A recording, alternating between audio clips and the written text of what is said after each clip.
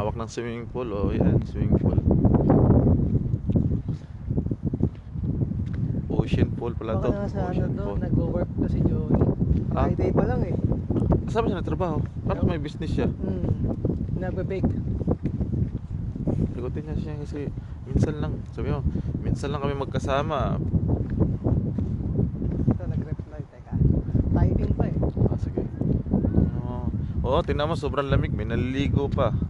Grabe, Pambira. May, sa bagay, wala sigurong bayad to, no? Ah, walang bayad to. Ano, public to eh.